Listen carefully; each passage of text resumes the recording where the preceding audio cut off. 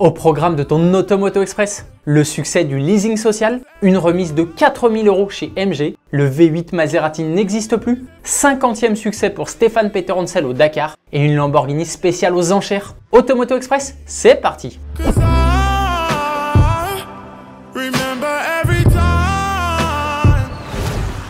Le leasing social cartonne. Depuis le 1er janvier 2024, les foyers les plus modestes qui, pour rappel, peuvent bénéficier, s'ils parcourent plus de 8000 km par an pour le travail, d'une voiture électrique à moins de 150 € par mois hors assurance et entretien. Et selon les dires d'Agnès Pannier-Runacher, ministre de la Transition énergétique, ce dispositif est un succès. Plus de 80 000 personnes ont déjà demandé à être contactées pour en bénéficier, mais problème, le gouvernement ne devrait accepter en 2024 que 20 à 25 000 dossiers. La ministre de la Transition énergétique a déclaré que certains constructeurs, comme le groupe Stellantis, sont, je cite, prêts à mettre davantage de véhicules dans ce dispositif.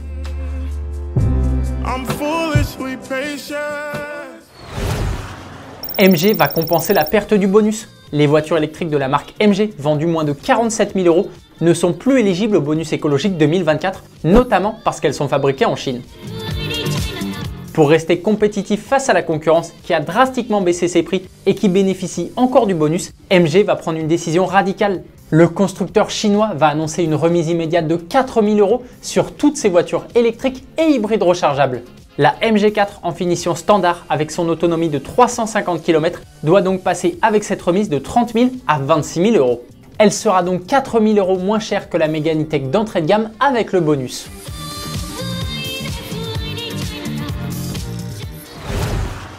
Le V8 Maserati est mort. La production des séries spéciales Levante V8 Ultima et Ghibli 334 Ultima, prévue pour rendre hommage au moteur à 8 cylindres en V, a pris fin il y a quelques jours. Plus aucune Maserati propulsée par un V8 ne sortira de l'usine de la marque au Trident.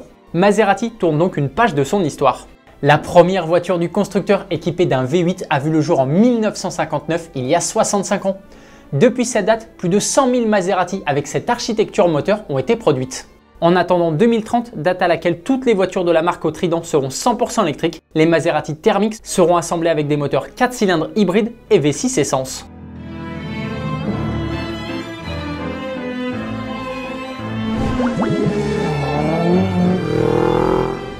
Stéphane Peteroncel marque le Dakar de son empreinte en remportant ce dimanche la deuxième spéciale de la 46e édition du Dakar au volant de son Audi RS e-tron, buggy électrique couplé à un prolongateur d'autonomie essence. Le pilote français a décroché sa 50e victoire d'étape en catégorie auto. Il égale ainsi le record d'Ari Vatanen qui a remporté le célèbre rallye à 4 reprises à la fin des années 80. Il lui reste encore 9 chances sur cette édition 2024 pour effacer des tablettes le pilote finlandais. Monsieur Dakar, alias Stéphane Peteroncel, qui détient le record absolu de victoires au Dakar avec 14 succès, mérite bien son surnom. En plus des 50 spéciales en auto, il en a aussi gagné 33 en moto. C'est aussi un record. C'est forcément le sujet de la question du jour. Stéphane Peteroncel est-il selon toi le plus grand pilote de rallye-raid de l'histoire? Dis-nous tout dans les commentaires. Cette Lamborghini appartient à un ancien président.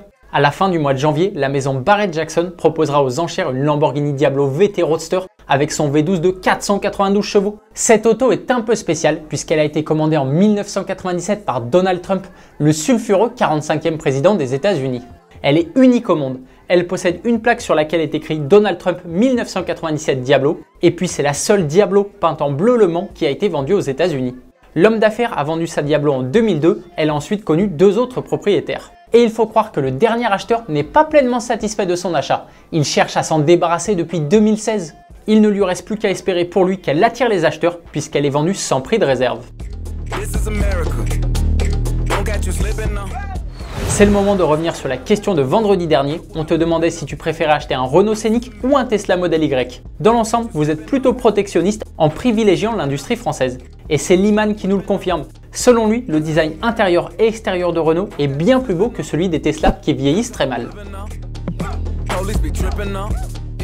Si tu n'étais pas devant Automoto hier matin à 10h05, tu as de la chance, tous les sujets sont déjà disponibles sur TF1+, la plateforme de streaming gratuite. Tu pourras voir un match entre la Renault Mégane E-Tech et la Peugeot E308, l'essai de la Kawasaki Ninja 7, la première moto hybride de l'histoire, et du SUV Lexus LBX. Le grand format de la semaine est consacré à la Mercedes 300 SL, qui est considérée comme l'une des plus belles voitures au monde.